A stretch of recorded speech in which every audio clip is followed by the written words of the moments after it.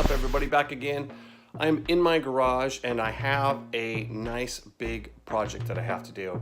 So what I've decided is that I'm going to take the countertop that's behind me here, and instead of having it all along the wall, I'm going to create a little workspace. So let's check it out. Okay, so you can see here I have got two sections of this countertop.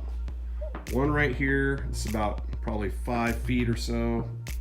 And then I've got this other one here that's 12 feet long, roughly.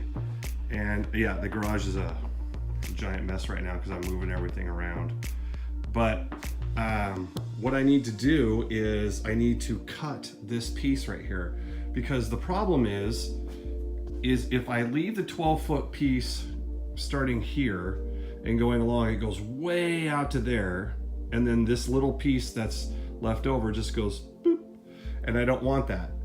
So also, if I leave the little piece where it is and take this 12-foot piece and make it like this, like an L shape, then it's going to come way out to here. It's sticking out in front of the door, which I also don't want.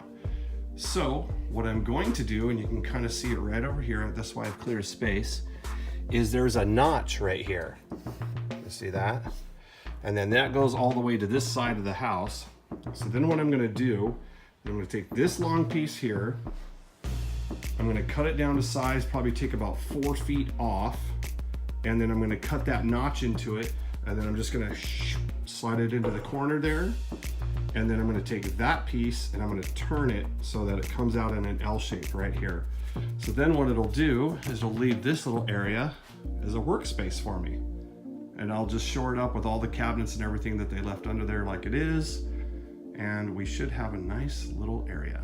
Okay, so I'm partially through now. I've got the cabinets removed, the countertops off. I've got part of my countertop cut to the length I want. Now I just have to cut the notch out.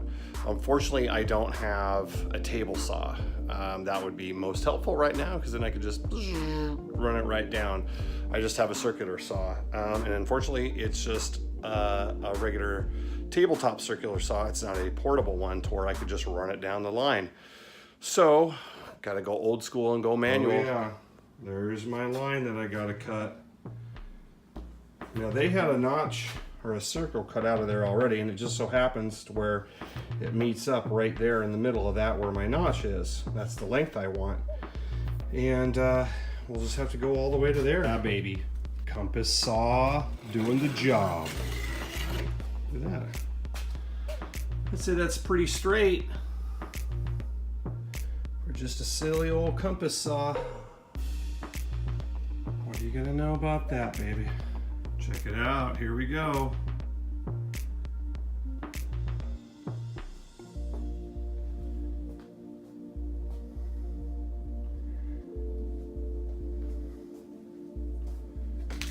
So I got cabinets that open up here, here, and I put my drawers here.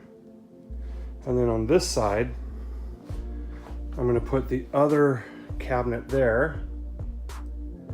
All right, now there's a few other things I gotta do. I've gotta get some shims.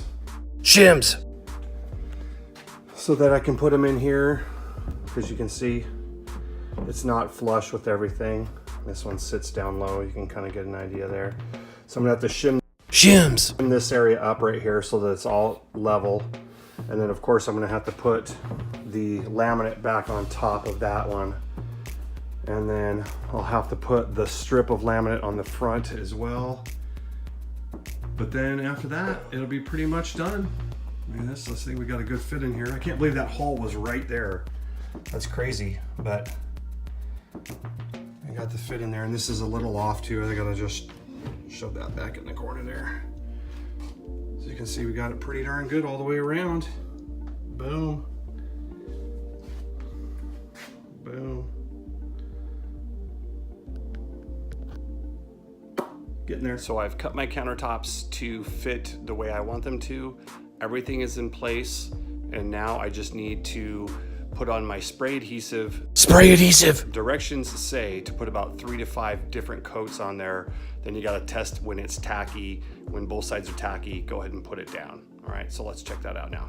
Okay, that was, guys, you have no idea. That was so close. So Okay, so you have to put the laminate, or you have to put the adhesive, spray adhesive, on both sides, so the back end of the laminate and onto the surface you want to put it on, and then you got to wait till it's tacky to lay it down. The issue is that once it starts to get tacky, it doesn't want to move if you don't get it exactly right. And if I wish I would have had Kendall filming me, because she's the only other one here right now. I wish I would have had her filming me trying to put that damn thing on, because I was like talking to myself and yelling at myself and trying to yell at the damn laminate to get it on and all that. Oh, anyway, it was kind of funny. I imagine it would have been hilarious to see if it would have been from a, an outside perspective there. But you might wonder, why do I have this in my hand? And I'll show you. Okay, so this surface right here is the one that I just put down, and it got on there pretty good. And the paint roller is because there might be little tiny air pockets in there. And so what you do, and this is unprofessional of course, but you just kind of work your way from the middle, and you just work your way out and just kind of push all the air bubbles out if there is any. Oh, I see, I just heard a pop. I don't know if you guys can hear that. That's an air bubble in there. So that's what we want to work out. We want to do it before it gets too dry. And then let's see if there's anything else. I don't know, I think I got it pretty good actually. I haven't heard any other pops yet.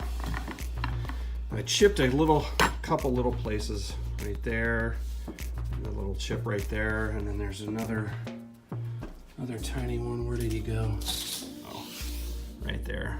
But other than that, I think the cut actually came out pretty darn good. Seems to be lining up with the wall, right? And lining up with the cuts right over there as well. Nice. And there you have it. It's all done. Whew, that was quite the project. But at least I'm gonna have a place where I can come out and I can do a little bit of work instead of having everything covered up and along the wall. Yeah, I think it's gonna prove to be a great help in the long run. And now that I've got this done, I'm actually gonna do a little bit more rearranging in the garage. Don't need to worry about that, but that's what's gonna happen. So let's take one last look. All right, so tell me what you think, guys. What do you like? What do you dislike? Would you do it the same? Would you do it differently? Put it in the comments, and remember to subscribe, like, and share.